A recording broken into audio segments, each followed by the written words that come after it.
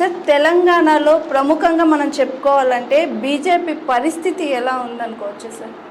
ఇప్పుడు మొన్నటి పార్లమెంట్ ఎన్నికల్లో రిజల్ట్ చూసినాం. భారతీయ జనతా పార్టీ 8 స్థానాలు గెలుచుకుని కాంగ్రెస్ పార్టీతో సమానంగా సీట్లు పంచుకోవడం జరిగింది. Out of 17 8 BJP, 8 Congress, 1 MIM.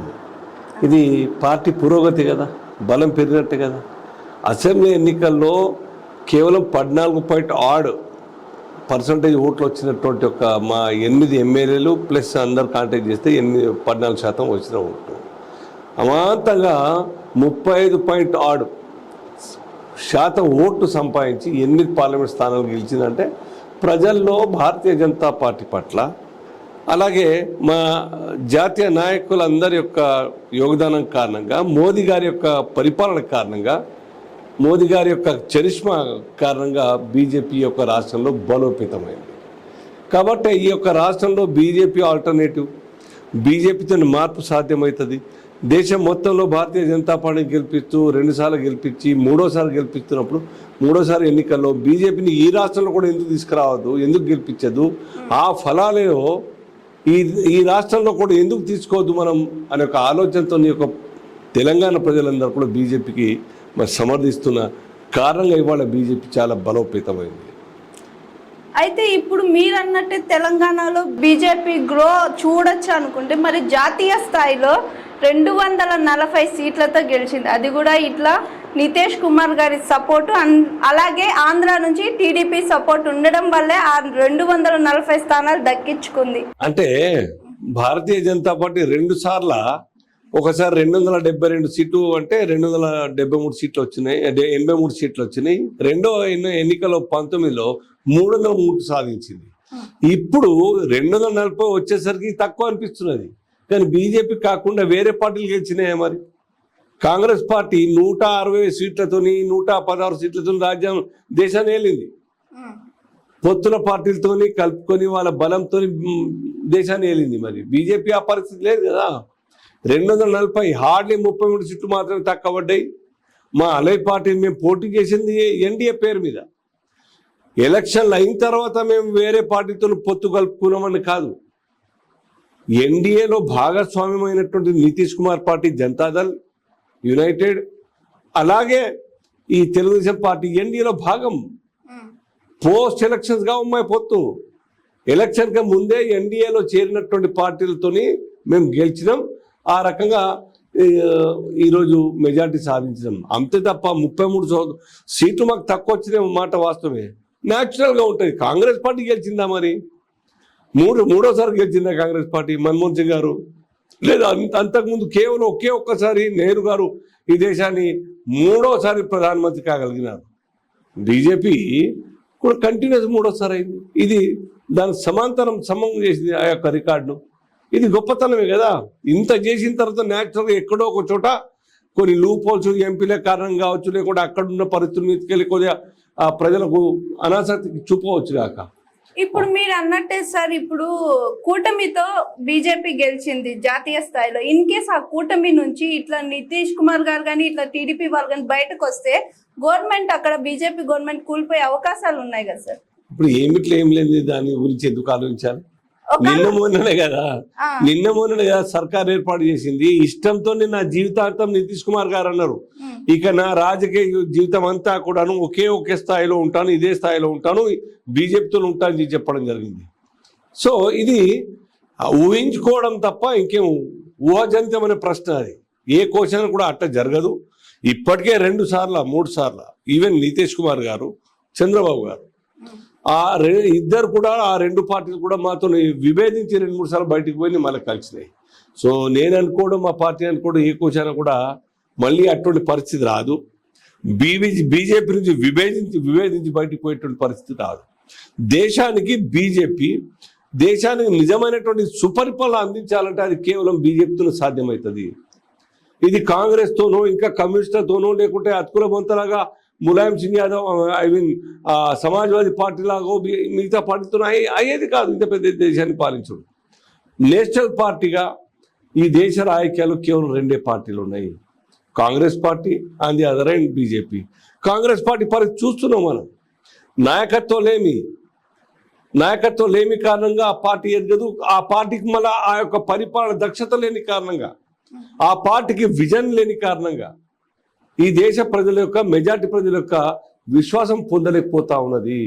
ఆ నాయకులు రాహుల్ గాంధీ గారు ఇవాళ హౌస్లో అపోజిషన్ లీడర్గా ఉన్నారు. 99 ఎంపీల యొక్క వాళ్ళ పార్టీ, మిగతా ఇండియా అలయన్స్ గ్రూప్ అంతా కూడా కలిసి ఉన్నారు. వారి యొక్క పర్ఫార్మెన్స్ చూడండి. ఏ సబ్జెక్ట్ మీద ఏమైనా మాట్లాడి ప్రభుత్వం ఆలోచించేదగ్గట్టుగా, ప్రభుత్వం తన యొక్క అపోజిషన్ పార్టీల యొక్క ప్రతిపాదనలు ఒప్పుకునే స్థాయిలో వాళ్ళ యొక్క ప్రతిపాదనలు ఆలోచనలు షేర్ చేసుకునే పరిస్థితి. కేవలం మా యొక్క పురోగతిని మేము తీసుకునేటువంటి ఒక నిర్ణయాలకు వ్యతిరేకించడమే వాళ్ళ యొక్క లక్ష్యం అపోజిషన్ అంటే. అది కాదు అపోజిషన్ అంటే. ఒక కన్స్ట్రక్టివ్ అపోజిషన్ పార్టీగా వ్యవహరించాలి. ప్రభుత్వానికి పొరపాట్లు జరుగుతుంటే సజెషన్స్ ఇస్తూ రైట్ మార్గంలో పోయేటట్టు ఉండాలి. ఆ పరిస్థితి అది లేదు. మేము అవకాశం ఇవ్వము, తప్పులు చేసి వాళ్ళ యొక్క సలహాలు తీసుకొని డెఫినెట్గా కన్స్ట్రక్టివ్ యాక్టివిటీస్ కోసం మంచి ఆలోచనలు షేర్ చేయండి, మేము వెల్కమ్ చేస్తాం. ఇవాళ బంగ్లాదేశ్ ఇష్యూ అయిందండి. బంగ్లాదేశ్ ఇష్యూ అంత పెద్ద మేజర్ ఇష్యూ. చాలా హుందాగా పిఎం గారు ఆల్ పార్టీ లీడర్స్ కూర్చోబెట్టి వాళ్ళ యొక్క ఒపీనియన్స్ కూడా షేర్ చేసుకుంటా ఉన్నారు. ఇది అందరితో కలుపుకపోయేటువంటి వ్యవహారం. మాతో కానప్పుడు, మాకు ఆలోచనలు ఇంకా ఇన్పుట్స్ అవసరమైనప్పుడు మేము అందరితో మాట్లాడతాం, సలహాలు తీసుకుంటాం. Though they are not MP, though they are not minister, though they are not party president, we definitely seek their suggestions.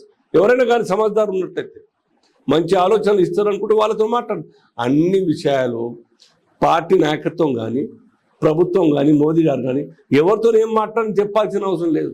అనేక సందర్భాలు చాలామంది ఆఫ్ ది రికార్డ్ చాలామందితో మాట్లాడినారు, మాట్లాడుతూనే ఉంటారు ఇప్పటికి కూడా. వాళ్ళు చెప్పుకోరు, మేము చెప్పాము. మా యొక్క పరిపాలన పరిణతి అది, పరిపాలించేటటువంటి పరిణతి అది. కాబట్టి ఈ దేశ ప్రజలకు విశ్వాసం మేము చూరగా ఉంటా ఉన్నాం. నేననుకోవడం దేశానికి వేరే ఆల్టర్నేట్ లేదు.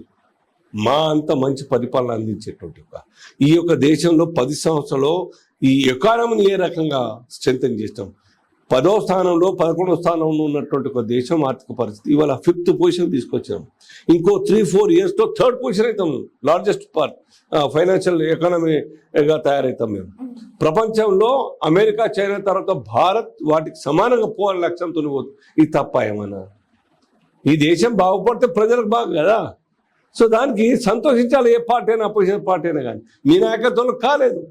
మీ నాయకత్వంలో ఈ దేశంలో 18,000 గ్రామాలకు కరెంటు లేకుండా, గ్రామాలకు నాట్ సింగిల్ హౌస్ హోల్డ్స్ 18,000 గ్రామాలకు ఈ దేశంలో కాంగ్రెస్ హయాం వరకు కరెంటు లేని గ్రామాలు ఉన్నాయి. ఇవాళ none of the village having no current. ఆ రకంగా ఎక్కడైతే గ్యాప్స్ ఉన్నాయో, పేదల యొక్క పురోగతి కోసం ఎటువంటి యొక్క పరిపాలన అందించాలో భారతీయ జనతా పార్టీగా మాకు ఆ యొక్క అనుభవం ఉన్నది, ఆ ఆలోచన, ఆ సిన్సియారిటీ ఉన్నది, నిజాయితీగా పనిచేసే సిన్సియారిటీ ఉన్నది. సో దానికోసం ప్రజలు మమ్మల్ని కోరుకుంటారు. తెలంగాణ కూడా అదే పరిస్థితి ఇవాళ చూస్తున్నాము. కాంగ్రెస్ పార్టీ 8 మాసాలు అయింది, 8వ మాసం నడుస్తూ ఉన్నారు. ఈ కాంగ్రెస్ పార్టీ ఇంకా ట్రాక్ ఎక్కలేదు. బండి ఇది విచిత్రం అనిపిస్తుంది. పరిపాలన ట్రాక్ ఎక్కలేదు. నిన్నదాకా 4 months అయితే మాకు ఎలక్షన్లు పోయినాయి, అసెంబ్లీ ఎలక్షన్లు, పార్లమెంట్ ఎలక్షన్స్ అనుకుంటే చెప్పినారు. మిగతా 4 months ఏం చేస్తూ ఉన్నారు? మిగతా 3 months ఏం చేస్తూ ఉన్నారు? 4 months ఎలక్షన్లు డైలీ అయితే ఉండరు కదా. దేని దానికే ఉండాలి కదా, పరిపాలన ఆగద్దు కదా. కేవలం రాజకీయాల గురించి మాట్లాడుతూ, రాజకీయ చర్చలు, వ్యక్తిగత దూషణలు, హౌస్ని టైం వేస్ట్ చేస్తూ, ఏ ఒక్క మినిస్టర్ అయినా వారి యొక్క పోర్ట్ఫోలియోకి న్యాయం చేస్తురా? ఎవరికైనా పవర్ ఉందా? వాళ్ళు టైం ఇవ్వట్లేదు. ఆ యొక్క నిర్ణయాలు తీసుకొని సీఎం గారి దగ్గర పోయి కన్విన్స్ చేసేటువంటి ఒక పరిస్థితి లేదు. ఎట్లా ఈ యొక్క రాష్ట్ర పరిపాలన కొనసాగుతుంది చెప్పండి. సో ఇది కాంగ్రెస్ పార్టీ కేవలం ఓట్ల కోసం ఈ యొక్క రాష్ట్రానికి దివాలా తీయడానికి టీఆర్ఎస్ కన్నా ఇంకా ఎక్కువ ఆ యొక్క దారుడు చేస్తూ ఉన్నది. 72,000 కోట్ల రూపాయల యొక్క బడ్జెట్ కేవలం ఫ్రీబీస్ కోసం. భారతీయ జనతా పార్టీ మేనిఫెస్టో తీయండి మీరు. ఓన్లీ 10,000 ఫ్రీబీస్ కూడా కాదు, నెసిటీ. కేవలం 10,000 కోట్ల రూపాయల యొక్క ప్రజలకు సంక్షేమం రూపేణ మద్దతు అందించేటువంటి ఒక ప్రోగ్రామ్స్ మేము అనౌన్స్ చేసినాం. వెరాజ్ కాంగ్రెస్ మోర్ దెన్ 70,000 crores. ఎట్లా సాధ్యమవుతుంది చెప్పండి? కాబట్టి వాళ్ళు ఫెయిల్ అయినారు. కాబట్టి నిరుద్యోగ వృత్తి ఇవ్వట్లేదు, ఆసరా పెన్షన్ ఇవ్వట్లేదు, అలాగే ఆ యొక్క రైతు బంధు, రైతు భరోసా పేరు మీద అది ఇవ్వట్లేదు. Only one program they have launched, free bus మహిళలకు. అది కూడా ఆర్టీసీకి రూపాయి ఇవ్వలేదు ఇప్పటిదాకా. వాళ్ళకు డీజిల్కి డబ్బులు లేవు, శాలరీస్కి డబ్బులు లేవు.